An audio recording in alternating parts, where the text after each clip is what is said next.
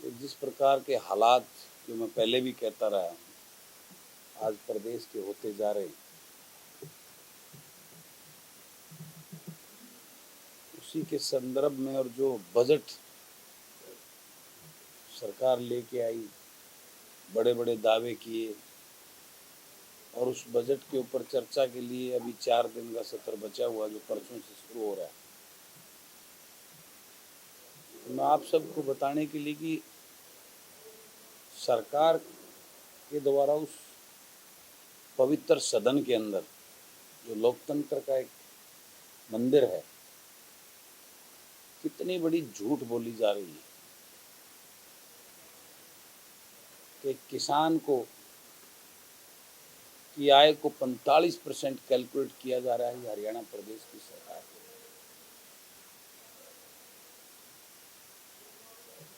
आज बड़ी बड़े दावे कर रहे हैं। आज तारीख 16 हो गई है। हरियाणा प्रदेश के स्वास्थ्य विभाग के एक भी कर्मचारी को आज तक सैलरी नहीं मिली।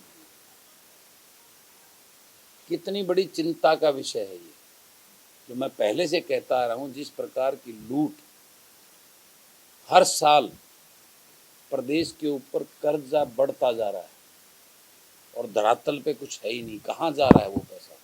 आज ये प्रदेश के लोग इस बात का जवाब इस सरकार से चाहते हैं। आज प्रदेश का हर वर्ग, आज प्रदेश के हालात इतने जर्जर और नाजुक होते जा रहे हैं। मेरे सामने अभी एक ऐसा मुद्दा कल मेरे सामने आया, मैंने उस पर बड़ी बारीकी से मैं कल उसके डॉक्यूमेंट मंगवाए हैं। सरकार नौकरियां नहीं दे रही, बेरोजगारी में आज प्रदेश नंबर 1 पे पहुंच गया है। उसके बाद ये बड़े बड़े दावे कर रहे हैं स्किल डेवलपमेंट के, एमएसएमई के थ्रू जो है ना, लघु उद्योग जो है ना, युवाओं को रोजगारों को लगाने के लिए, उसके माध्यम से 3.5 करोड़ रुपए 5 करोड़ रुपए की सब्सिडी, बड़े बड़े लोन दिए जा रहे हैं, जो धरातल में कुछ नहीं है। मैं आपसे पूछता हूँ, आप जिन डिस्ट्रिक्ट के सारे बुद्धिजीवी लोग हैं, पत्रकार साथी हैं, एक एक चीज़ को बारीकी से मॉनिटर करते हो, उस पर नज़र रखते हो, कितने स्किल डेवलपमेंट यहाँ पे जो है ना युवाओं को किया गया है। टोटली जो है ना सिर्फ कागजों के अंदर चल रहे हैं। एक बहुत बड़ा खेल खेला जा रहा है इस प्रदेश को लूटने। एमएसएमई के जो है उद्योगों को, कितने उद्योग यहाँ पे हैं आप जरा धरातल में, उसकी सब्सिडी को 50% रेशो के हिसाब से सौदेबाजी की जा रही है हमारे हरियाणा सरकार के द्वारा। 5 करोड़ रुपए अगर लोन दिया जाता है तो 2.5 करोड़ रुपए उनको दो, 2.5 करोड़ तुम जिम्मो, कोई पूछने वाला नहीं। जिस पॉलिसी को लेकर सरकार बड़े बड़े दावे करती है, युवाओं को रोजगार, उनको अपने सेल्फ जो है ना उद्योग लगाने के लिए, उनको के लिए, वो कितना बड़ा एक खेल जो है ना इस प्रदेश के अंदर खेला जा रहा है। आज पर चुनाव नजदीक आ गए हैं तो 1 लाख घर बनाने की जो है ना सरकार बात की, उसके अंदर जो है ना बजट के अंदर उन्होंने मेंशन किया है। पैसा नहीं मेंशन किया है, घर मेंशन कर दिए, 1 लाख घर बनाएंगे। वो 1 लाख घर क्योंकि बनाने ही नहीं, तो पैसा मेंशन करने की जरूरत नहीं पड़ी उसके। पिछले चुनाव से पहले भी जो है ना बहुत सारे फार्म मंगवाए गए थे गरीबों को लुभाने के लिए। उसी प्रकार से अब की बार 1 लाख लोग घर उसके अंदर गवर्नर अभिभाषण के अंदर मेंशन करके उसके अंदर डाल दिए, लेकिन बजट नहीं है, कहाँ से बनेंगे वो 1 लाख।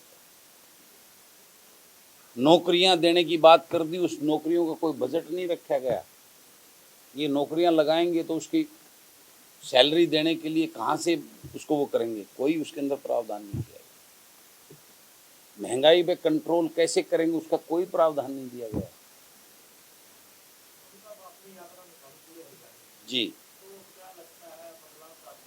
मैं उसी बात पे आगे आ रहा हूँ जो आपने सवाल किया है। मैंने यात्रा निकाली थी इस प्रदेश को देखने के लिए, इस प्रदेश के हालात का जायजा लेने के लिए कि आज किस दौर से, किस उसमें मेरा प्रदेश के लोग जो है वो जी रहे हैं, और जो पीड़ा, जो दर्द मैंने उस यात्रा के दौरान पूरे प्रदेश में लोगों से, नांगल चौधरी से लेकर और चंडीगढ़ तक, पंचकुला तक, मैंने लोगों से जो मिलना हुआ, जो रूबरू, मैंने वहाँ किसानों से मुलाकात की, मेरे से मिलने आए लोग, नांगल चौधरी से शुरू करके वहाँ नांगल चौधरी, महेंद्रगढ़, नारनौल, दादरी, कलानौर तक जो है ना लोगों की सरसों की फसल का बहुत बड़ा एक रोष था। पाले की वजह से वो फसल खराब हो गई थी, किसान सड़कों पे बैठे थे अपने मुआवजे के लिए, लेकिन कोई सुनने वाला नहीं। उससे आगे चले मेरा महम, लाखन माजरा, महम जुलाना और नारनौंद के अंदर हजारों एकड़ जो किसान बैठे हुए थे, जिनका जो ना जल भराव की वजह से बुआरा ही नहीं हुआ। इससे पहले हाउस के अंदर अगर आपको ध्यान हो, मैंने ये मुद्दा उठाया था, तो माननीय मुख्यमंत्री जी ने खड़े होकर इस बात को किया था कि जो जमीन बगैर उसके रहेगी, बुआई के रहेगी, उसको 7,000 रुपये प्रति एकड़ का हम मुआवजा देंगे, उसका स्पेशल गिरदावरी करा। यानी एक मुख्यमंत्री प्रदेश के सदन में खड़े होकर जो पूरा लाइव चल रहा है, पूरा प्रदेश नहीं देश उसको देख रहा है, खड़े होकर कोई बात कहते हैं और वो धरातल पर जीरो होती है। ये हालात है इस प्रदेश के। उस बात को मैंने देखा है। बड़ी बड़ी बातें फैमिली आईडी के नाम पर गरीबों की करते हैं।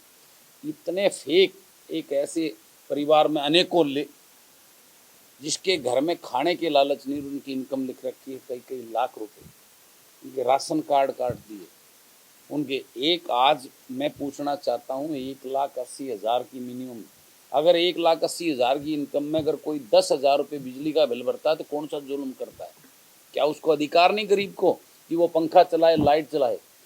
रिस्ट्रिक्शन लगा दी, 9,000 से ऊपर कोई बिजली का बिल भरेगा उसको भी अधिक आय मान लिया जाएगा। जी, वही मैं मुद्दा, सबसे बड़ा मुद्दा किसान के अंदर जो मैं बता रहा हूँ, ये किसान के मुद्दे बता रहा हूँ।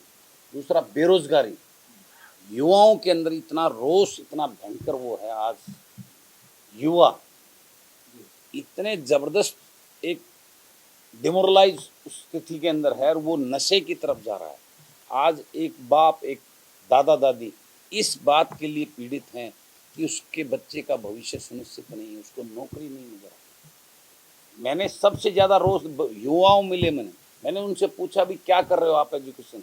उनका जवाब था पढ़ के क्या करेंगे, पढ़ के आज घर के हालात ऐसे नहीं है, पढ़ाई के लिए खर्चा करें और उसके बाद नौकरी दूर दूर तक, तो पढ़ के क्या करेंगे। युवाओं के अंदर ये एक दर्द देखा हमने, जो बहुत बड़ी एक चिंता का विषय है। आज प्रदेश के अंदर 40 लाख युवा जो आज बेरोजगारी की फौज खड़ी होगी, जिसको अपना भविष्य नजर नहीं आता। आज प्रदेश के अंदर भ्रष्टाचार, लूट इतना भयंकर बन गया, आज ये आम बात होगी, लोग सरेआम कहते हैं। और कल एक पेपर के अंदर एक खबर थी, अगर सही काम के लिए कुछ घूस देनी पड़े तो वो लीगल होगी। क्या रहे सरकार? मैं आपको अभी उसका वो बहुत बड़ी न्यूज़ है पेपर की, मैं आपको देता हूँ। कल ही मेरे पास एक मेरे फ्रेंड ने देखी। यानी किस दिशा में जा रही है हम? ये इतने बड़े इश्यूज हो गए हैं, जात पात के नाम पर आज समाज को बांट दिया गया, तो एक दर्द देखा नहीं लोगों को।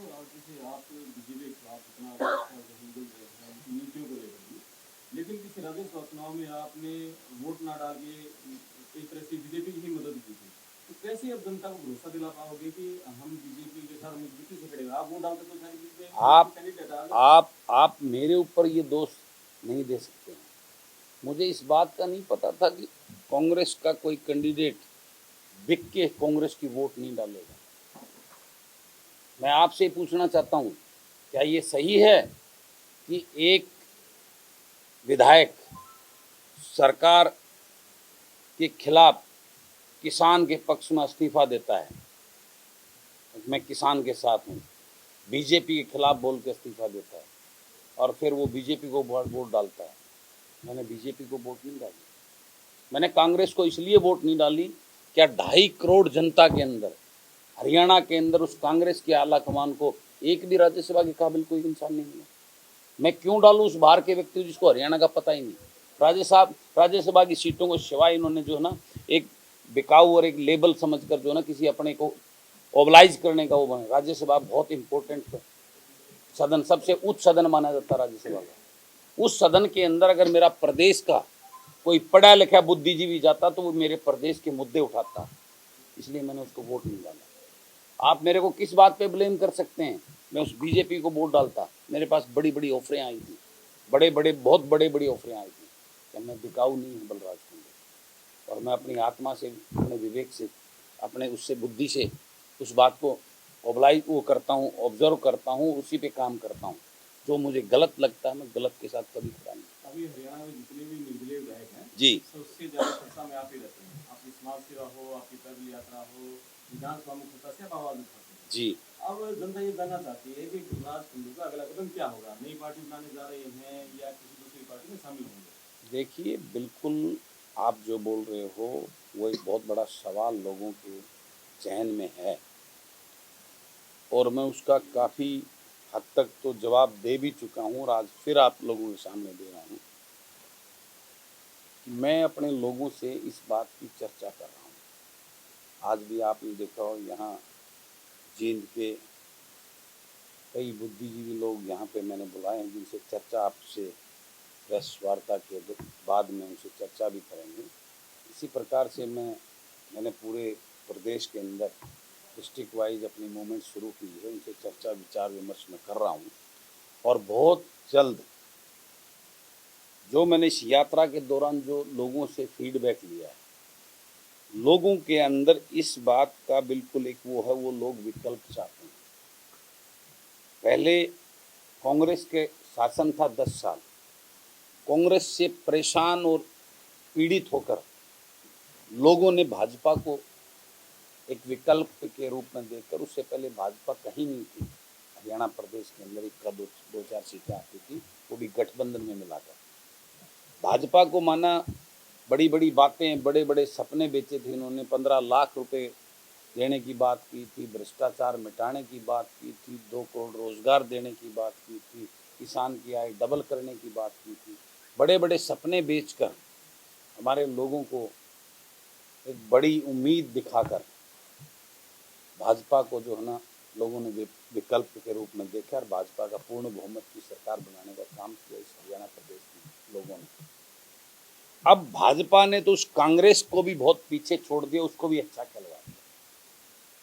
जिस कांग्रेस से लोग इतने पीड़ित और प्रताड़ित थे, जिन कांग्रेस के नेताओं को लेकर इस जींद डिस्ट्रिक्ट के अंदर क्या क्या अपशब्द और वो बोला जाता था, आज वही जींद के लोग उनको अच्छा बता रहे हैं कि वो ठीक थे। नहीं, मैं जो बात बोल रहा हूँ, मेरी पूरी बात खत्म होनी चाहिए। तो मैं ये बोल रहा हूँ उस कांग्रेस को अच्छा कहला दिया, लेकिन कांग्रेस के प्रति वो कोई कांग्रेस से खुशबू नहीं आनी शुरू हुई, उनको कोई विकल्प नहीं नजर। जाएं तो जाएं कहाँ? क्योंकि वो छोटे देवीलाल, उन लुटेरा पार्टी ने तो जो है ना अपना असली आईना दिखाई दिया ना, जिसको एक उम्मीद के रूप में पिछले चुनाव के अंदर खासकर हमारे समाज के लोगों ने उसको सर आंखों पर बिठाकर एक ताज़ा बनी नई पार्टी को 10 सीटें देकर उस विधानसभा में भेजा, जिस भाजपा के अगेंस्ट वोट लेकर, जिस भाजपा को जमुना पार भेजने के नाम पर, जिस भाजपा को कलंक बताते थे, जिसका नाम लेना और उसका साथ देने में उसका बहिष्कार, सामाजिक बहिष्कार करने की बात करने वाले नेता, और उसी भाजपा की गोदी में बैठकर जो उन्होंने अपना असली रूप दिखाया है, जो लुटेरापन का, वो तो कहीं है ही नहीं है। तो लोगों को विकल्प चाहिए, और विकल्प देने के लिए मैं चर्चा कर रहा हूँ। निश्चित रूप से हम इस बारे में चर्चा करके आगामी बहुत जल्द इस जींद की संघर्षशील धरती से आगाज करेंगे, इस बात का मैं आपको विश्वास दिलाता हूँ।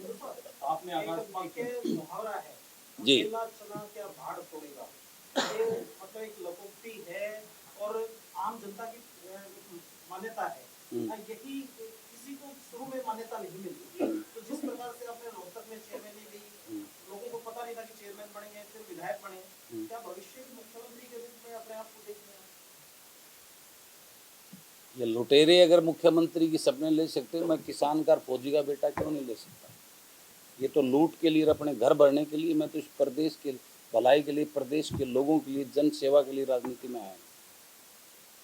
तो क्या मैं सपना नहीं देख सकता?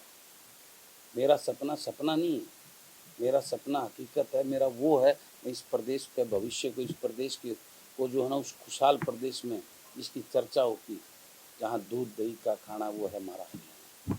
आज यहाँ दूध दही नहीं, यहाँ नशे का वो हो रहा है। आज मेरा युवा दूध दही नहीं खा रहा, आज मेरा मेरा मेरा हरियाणा प्रदेश नशे की तरफ जा रहा है। मेरा प्रदेश जो किसान एक के नाम पर मुझे ताकत होती थी, एक पूरे प्रदेश देश को जो है ना अन्न खिलाने की ताकत, आज वो मेरा प्रदेश जो है ना अपराध की तरफ जा रहा है। मेरे प्रदेश का युवा का भविष्य अंधकार में, उसके लिए मैं ये सोच रखता हूँ और उसके लिए मैं ये घूम रहा हूँ। नहीं तो मुझे क्या जरूरत थी। आपने अभी कहा अकेला चढ़ा क्या भाव, ये अकेला बलराज ही था ना, नांगल चौधरी से चला था। क्या कारवां बन के, मेरी तो कोई पार्टी नहीं, संगठन नहीं। आपने देखा हो, सब ने, आप सब मीडिया के साथियों ने देखा है मैं किस प्रकार से लोगों ने सर आँखों पर उठाकर गाँव में, किस पूरा गाँव का गाँव खड़ा मिलकर मेरे स्वागत के लिए, मुझे आगे बढ़ने के लिए मुझे ताकत और आशीर्वाद दे रहा था। आपने देखा वो अकेला बलराज। उनके साथ वैसे जैसे आपने कहा कि नई पार्टी आगाज करेंगे, लेकिन जैसे हम देखते हैं कि पुराना हरियाणा के इतिहास में चौधरी बंसीलाल और भजनलाल पूर्व मुख्यमंत्री रह चुके थे, नई पार्टी बनाई लेकिन नहीं चला पाए। कितनी बड़ी चुनौती मानते हैं आप नई पार्टी बनाएंगे तो क्या उसे खड़ा कर पाएंगे? देखिए, उनका विजन और सोच में और मेरी विजन और सोच में जमीन आसमान का फर्क है। उनका विजन और उनकी पार्टी राजा बनने के लिए, राज करने के लिए, सत्ता भोगने के लिए थी। मेरा विजन इस प्रदेश को बचाने के लिए, इस प्रदेश की सेवा के लिए। मेरा विजन इस प्रदेश की युवा की भागीदारी राजनीति में करने के लिए है। ये मठाधीश जो राजघराने रजवाड़े बनकर बैठे हैं, पहले उनके दादा थे, फिर उनके बाप, उनकी औलाद, और फिर आगे अपने पोतों के लिए जो चिंता कर रहे हैं वही राज करें।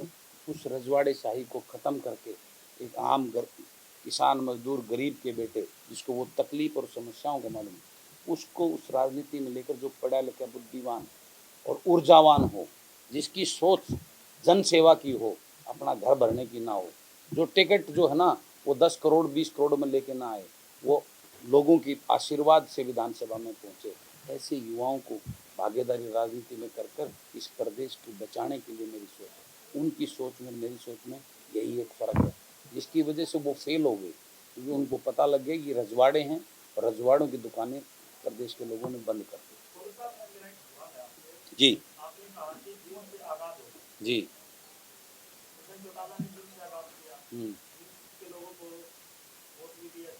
जींद के लोगों को ठग लिया उन्होंने। मैं इस बिल्कुल आपका सवाल में 100% दम मानता हूँ। मुझे उसी विश्वास को जगाना है, क्योंकि उस विश्वास को मैं तब जगा पाऊँ कि मेरी बातों में सच्चाई और विश्वास है उनको। क्योंकि आज जिस प्रकार से मैं तो आज, वो तो कुछ भी नहीं थे, मैं तो आज इसके अंदर बैठा हूँ। महम की जनता ने मुझे, बहादुर जनता ने मुझे विधानसभा में विधायक बना कर भेजा है। उस सत्ता का अगर मुझे भोग करना होता तो मैं अभी कर लेता, वो लूट अभी बन के दिखा देता। मैं मंत्री आज भी मुझे बनाने को तैयार है, पिछले 2 साल से मुझे बनाने को तैयार है भाजपा के लोग। मैं यहाँ माल कमा लेता। इस बात को, ये सब चीज़ें इस प्रदेश के लोगों को और जींद के लोगों को नज़र आ रही हैं, और वही सच्चाई और मेरी दृढ़ता और लोगों के प्रति जो मेरा एक जन सेवा का मेरे अंदर आत्मा का जो भाव है, वो उनको नज़र आ रहा है। वही ताकत है मेरे साथ, और वही ताकत जो है ना उनका विश्वास जीतने में मेरे साथ खड़ी मिलेगी। अभी आपने यात्रा के द्वारा आधा हरियाणा ही नापा है, जी आधा हरियाणा बाकी है जी। भविष्य का प्लान है कि आधा हरियाणा को फिर नापा जाए? देखिए, मैंने आज बिल्कुल आपने दुरुस्त बोला। अभी मैं डिस्ट्रिक्ट वाइज जो है मैंने प्लान किया है। अभी मैं डिस्ट्रिक्ट वाइज जा रहा हूँ, उसके बाद हल्के वाइज जाऊँगा। मैं अभी यात्रा की तो नहीं कहता, क्योंकि समय बहुत कम बचा हुआ है, और यात्रा अगर मैं यात्रा करूँगा तो ना तो लोगों को जोड़ पाऊँगा। मैंने वहाँ से अच्छे लोगों का, पढ़े लिखे बुद्धिजीवी लोगों को इकट्ठा करके बहुत जल्द जो है हम जो है चंडीगढ़ से आपको एक और संदेश देंगे जल्दी आने वाले समय में, अगले महीने के अंदर। तो उस मुहिम पे मैं निकला हुआ हूँ। डिस्ट्रिक्ट लेवल पे, फिर विधानसभा लेवल पे हम उस मुहिम को चलाए हुए हैं। आने वाले अगले नेक्स्ट वीक में हम अपना संगठन की भी जो घोषणा करेंगे, जिला स्तर पर उसको जो है ना संगठन को अनाउंस करेंगे, आगे उस पर काम शुरू करेंगे। ये बगैर संगठन के तो कुछ आगे हो नहीं सकता ना। अकेला जो आपने कहा था, तो अकेला मैं, उसके लिए मुझे पूरी टीम जो मेरी बहुत मेरे संपर्क में आकर वो तैयार हो चुकी, उसकी घोषणा सभी साथियों साथ मिलकर और बहुत जल्द उस टीम की घोषणा करेंगे और आगे लोगों के बीच में जाने का काम करेंगे। जी जी जी। हम्म, हम्म, हम्म। देखिए, इसका मतलब सरपंच सही थे ना। ये एक्सेप्ट अगर सरकार सही थी तो क्यों बढ़ा रहे हैं? इसी बात को ये चीज़ साबित करती है कि वो सरकार जिस अड़ियल रवैये से उनके साथ व्यवहार कर रही है वो गलत थी, और सरपंच अपना हक मांग रहे हैं, इस बात से वो चीज़ प्रूव होती है। और मैं पहले भी सरपंचों के साथ था, आज भी सरपंचों के साथ हूँ, और आगे भी उनके हकों के लिए उनके साथ जो ज्यादतियाँ हो रही हैं उसमें उनके साथ खड़ा हूँ। ये बड़ा दुर्भाग्य है, एक संदीप सिंह जैसे एक हमारी जो बेटी बचाओ बेटी पढ़ाओ को नारी सशक्तिकरण की बात करने वाली ये सरकार आज हमारी एक बेटी के साथ इस प्रदेश की वजीर ने, इस प्रदेश के मंत्री ने ऐसा व्यवहार करके उसके साथ में वो करने का काम किया। और प्रदेश के मुख्यमंत्री जी विधानसभा के सत्र में खड़े होकर मेज पर दबादब वो मार के और पूरी दृढ़ता से ऐसे कहते हैं जैसे वो वहाँ पे मौजूद थे जिस टाइम पे वो लड़की संदीप सिंह के घर में। ये उनकी अहंकारीपन, उनके जो है ना नारी के प्रति जो उनकी बातें हैं उनकी उसमें सच्चाई कितनी है, और कितनी जो है ना महिलाओं के प्रति उनकी सीरियसनेस, उनके सम्मान के प्रति उनकी सोच को दर्शाता है। इस बात का जवाब इस प्रदेश की मेरी बहनें, बेटियां, माताएं 2024 में इनको देंगी, और वो अपना ऐसा जवाब देंगी कि इनको जो है ना अपनी ज़मीन कहीं नहीं मिलेगी पैर रखने के लिए।